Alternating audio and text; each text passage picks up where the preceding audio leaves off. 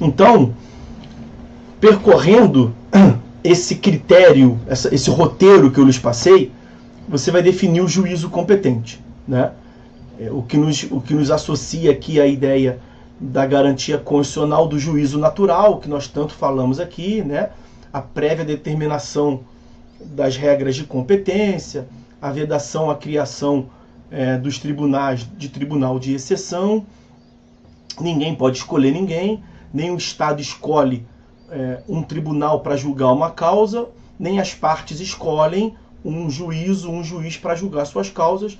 Nós temos critérios objetivos e impessoais de determinação da competência. Você vai seguir esse roteiro, você vai seguir os critérios, e você vai ser direcionado a um juízo. E aí o que acontece? Acontece um fenômeno chamado de perpetuatio, olha que bonitinho, perpetuatio jurisdicionis. Jurisdiciones. Costumam dizer que é assim porque vem do latim. Eu prefiro dizer que vem da língua do Mussum. Perpetuatio jurisdicionis, não parece que é o Mussum dizendo? Eu vejo aí o Mussum dizendo perpetuatio jurisdicionis. É da língua do Mussum. Vocês nem conhecem o Mussum, né? Muitos de vocês não sabem nem quem é o Mussum. Enfim, a perpetuatio jurisdicionis consiste na perpetuação da competência fixada, né? Literalmente seria a perpetuação da jurisdição, mas nós já vimos que a competência é uma delimitação da jurisdição, uma complementação do estudo da jurisdição. Perpetuatio jurisdicionis é a perpetuação do juízo competente. Então, uma vez que se fixe a competência em um certo juízo, nasceu com ele, vai morrer com ele. A causa nasceu com um juízo, vai morrer com aquele juízo. Porque a competência daquele juízo se perpetua. Essa é a regra que nós temos do artigo 43 do CPC. Artigo 43 do CPC, vamos lá. Determina-se a competência no momento do registro ou da distribuição da petição inicial, sendo irrelevantes as modificações do estado de fato ou de direito ocorridas posteriormente, salvo quando suprimirem órgão judiciário ou alterarem a competência absoluta. Então, já dá para ver que nós temos um salvo ali, né? Vamos vamos mastigar esse dispositivo aí para entendermos ponto por ponto. Olha aqui, parte inicial. Determina-se a competência no momento do registro ou da distribuição da petição inicial. Vejam, distribuição, eu já mencionei aqui para os senhores, é um sorteio, né? O registro se dá quando não há necessidade de sorteio. Quando você utilizou todos os critérios e chegou a um único juízo, você não vai precisar distribuir, você faz apenas o registro. O exemplo que eu venho lhes dando aqui, costumeiramente, Bom Jardim. É uma comarca de vara única. Todas as causas em Bom Jardim caem num único juízo. Então você não vai distribuir. Ali basta um registro. Mas não é apenas nem nessa hipótese de vara única, né?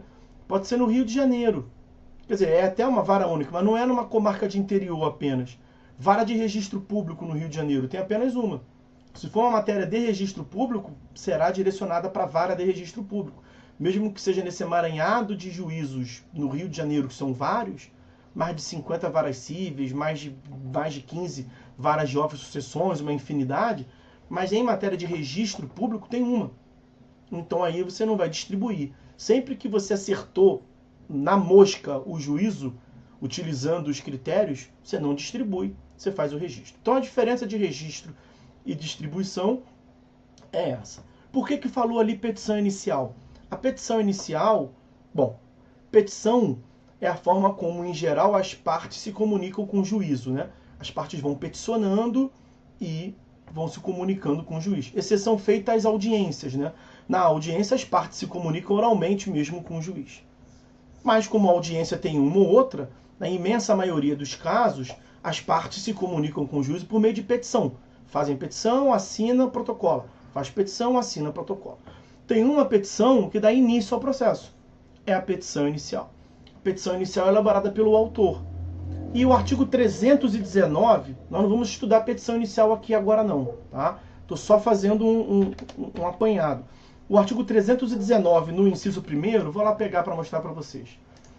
O artigo 319, que é o que regulamenta a petição inicial, no seu inciso 1º, faz menção à indicação do juízo a que é dirigida, né? Então, olha, dos requisitos da petição inicial.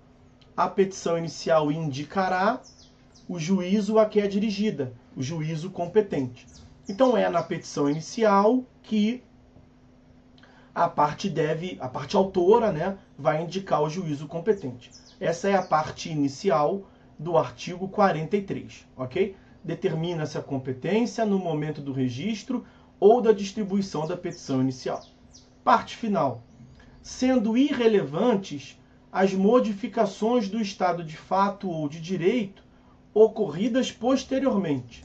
Então, vejam, é aqui que nós vamos extrair a ideia de perpetuação.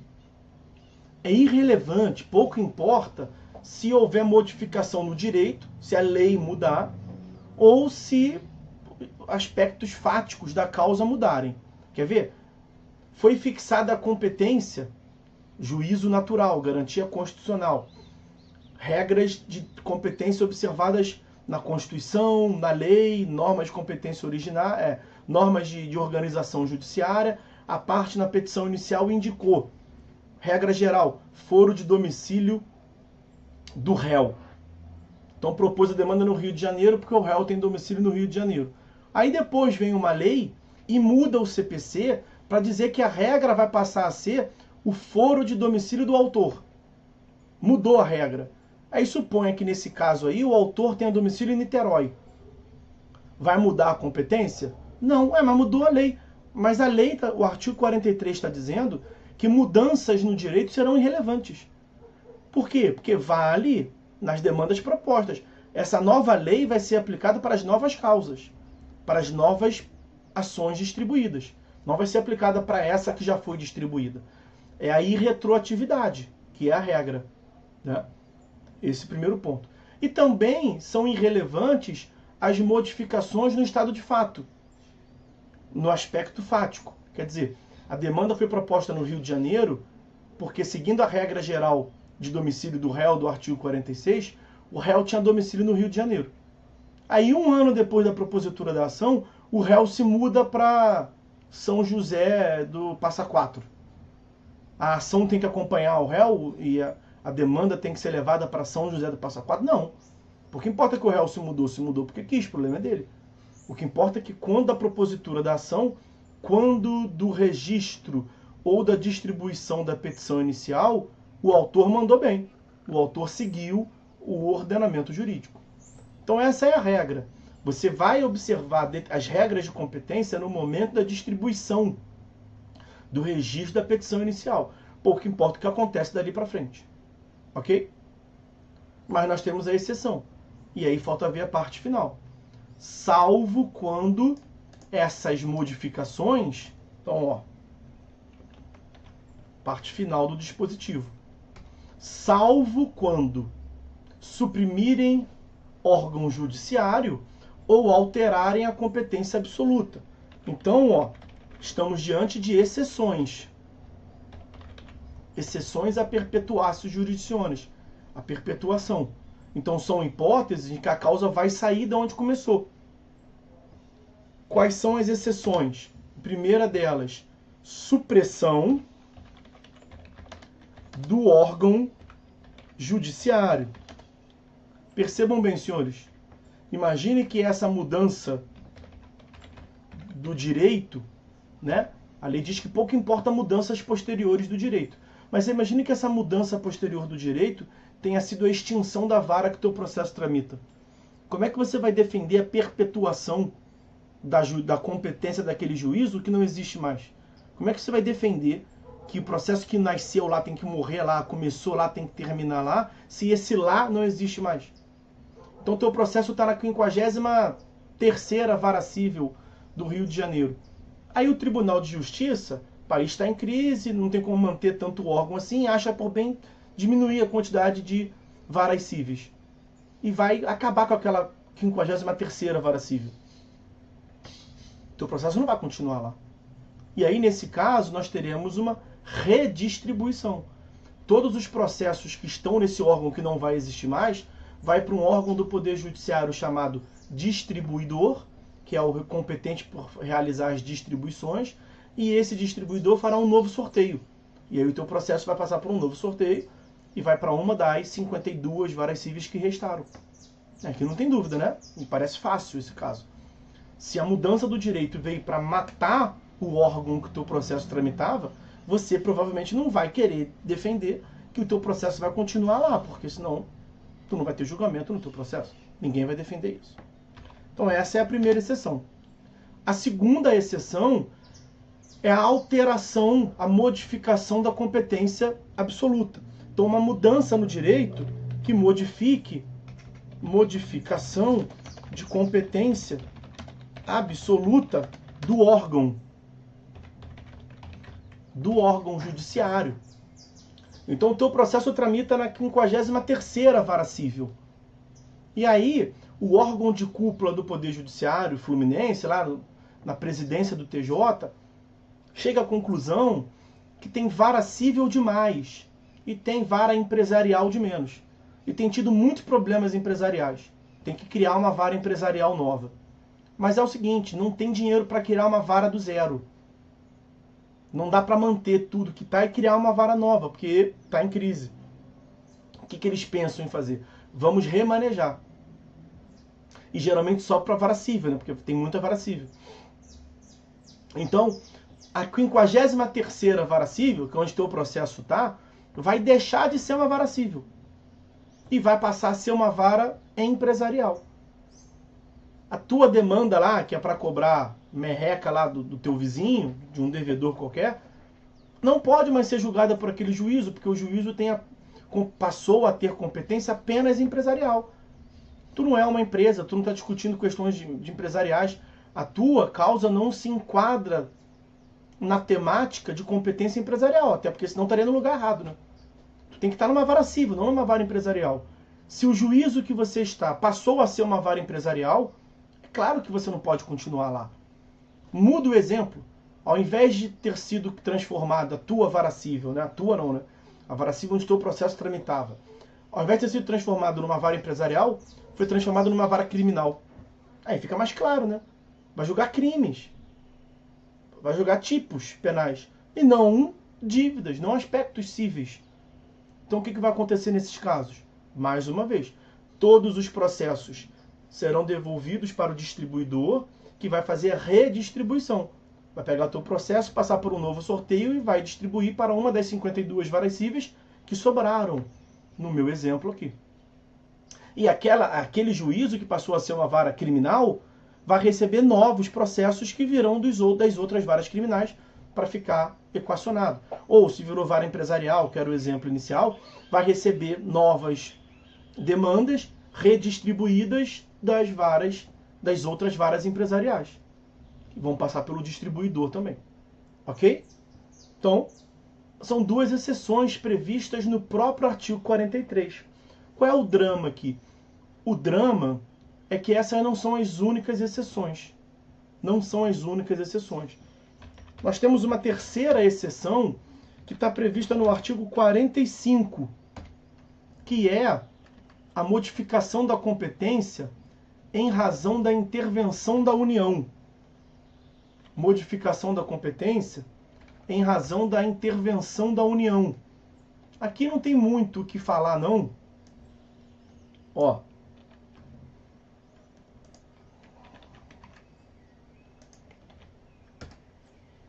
Tramitando o processo perante outro juízo, os autos serão remetidos ao juízo federal. Vejam, os autos serão remetidos ao juízo federal competente, se nele intervier a União. suas empresas públicas, entidades autárquicas e fundações, ou conselho de fiscalização de atividade profissional, na qualidade de parte ou de terceiro interveniente, exceto nas ações de recuperação judicial, falência, insolvência, porque nessas ações há um foro privilegiado da falência, e as ações sujeitas à Justiça Eleitoral ou JT, porque há a Justiça Especializada Eleitoral do Trabalho. Ou seja, se você está com uma demanda perante a Vara Civil, na 53ª Vara Civil, aí é uma hipótese qualquer, aí pode ser vários casos, vem ali e intervém a União, intervém uma autarquia federal, o IBAMA, o IFAM, pretende entrar ali como parte, ou como terceiro interveniente, aí os senhores verão isso no curso, as hipóteses, né? A intervenção lato sensu, seja na qualidade que for, de um sujeito que geraria a competência da Justiça Federal, União e suas autarquias, lá do artigo 109 da Constituição Federal, faz com que o processo tenha que sair da Justiça Estadual e vá para a Justiça Federal. É isso que quer dizer ali o artigo 45. E o que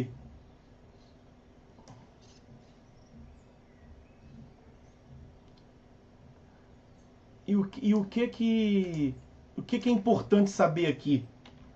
O importante saber é que o juízo estadual, ele não analisa se é o caso de intervenção da Justiça, se é o caso de intervenção da União ou não.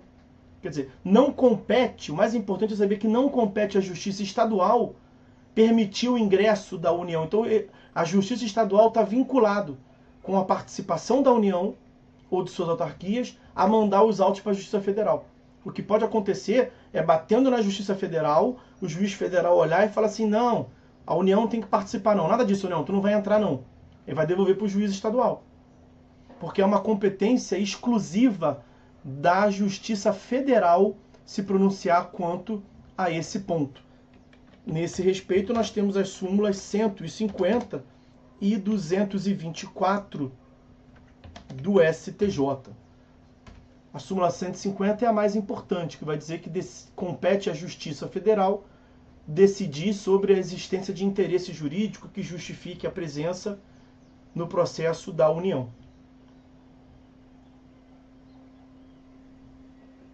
Agora, o parágrafo 1º é uma exceção.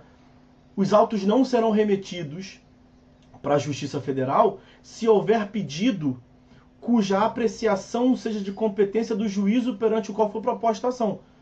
Então, se for uma hipótese na qual o pedido não é uma das competências da Justiça Federal, não está no artigo 109, aí continua onde está. Quer dizer, manda para a Justiça Federal se for uma hipótese do artigo 109 da Constituição Federal, que atrairia a competência da Justiça Federal. Tá? Pois bem, então essa é uma terceira exceção.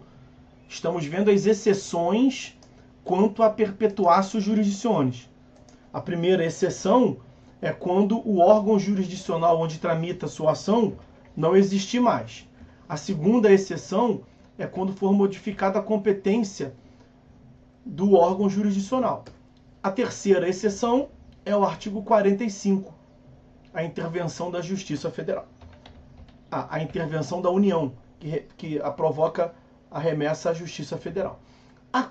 Uma quarta exceção é a conexão e a continência previstas nos artigos 54 a 59 do CPC. Sobre conexão e continência, eu não vou nem gastar saliva aqui agora com os senhores, porque é justamente o nosso próximo tópico que vai nos conduzir a encaminhar para o final desse nosso encontro. Nós vamos tratar da conexão e continência como causas de modificação da competência a seguir, tá? Então, aguarda aí para fazer o elo e deixar o caderno de vocês completo já já. Deixa eu só finalizar aqui uma quinta hipótese de exceção dessa perpetuatio jurisdictionis, que é o artigo 516, parágrafo único do CPC. Esse 516, parágrafo único do CPC, até pela numeração, os senhores podem ver que está lá na frente, né? Assim como a ação rescisória que eu mencionei para vocês, 966, também esse 516, os senhores verão bem lá para frente. Mas olha, 516, parágrafo único. Vou trazer a previsão, porque eu não me furto de tratar com os senhores. Nas hipóteses dos incisos 2º e 3º, vou aqui dizer quais são, o exequente, então veja, é a hipótese de execução. Os senhores verão em processo civil 4, lá no 9º período. O exequente pode optar pelo juízo do atual domicílio do executado, pelo juízo do local onde se encontrem os bens sujeitos à execução, ou pelo juízo do local onde deva ser executada a obrigação de fazer ou de não fazer, caso em que a remessa dos autos, viu? Vai modificar a competência. A remessa dos autos do processo será solicitada ao juízo de origem. Deixa eu explicar o que é isso. Bom, execução é uma técnica de satisfação da obrigação. Muito resumidamente, quando o juiz condena o réu não cumpre, o Estado vai agredir o patrimônio dele para coercitivamente, na força, na marra, implementar a obrigação. Em regra, a execução se dá no próprio juízo que proferiu a decisão. Aí estamos na regra geral, perpetuatio jurisdicionis, onde começou vai terminar, onde nasceu vai morrer. Mas essa é a regra.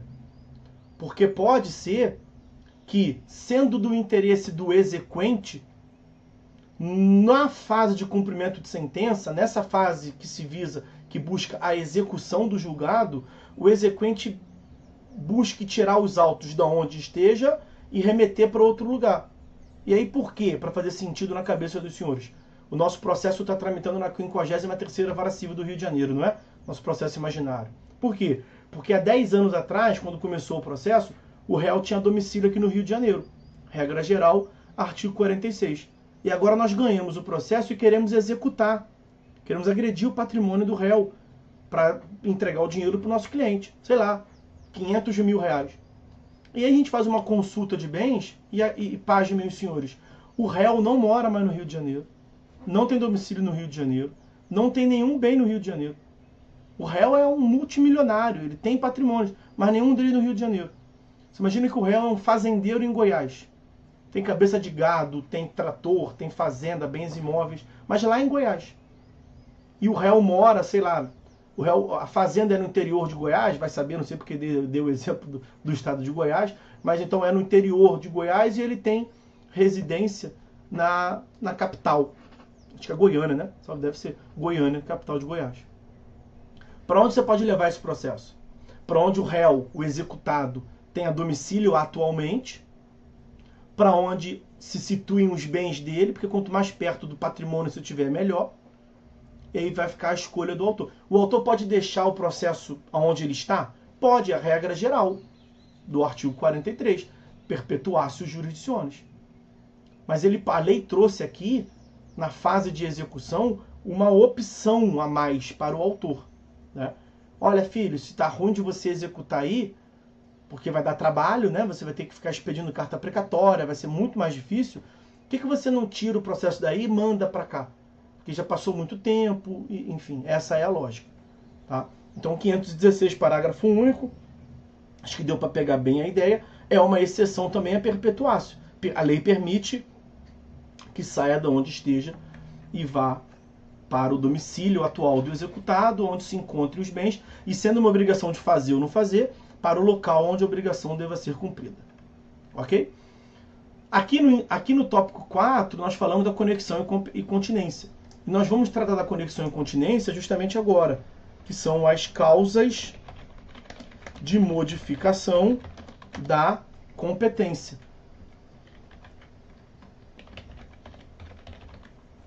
Vamos ver em tópico separado para poder falar da conexão e continência.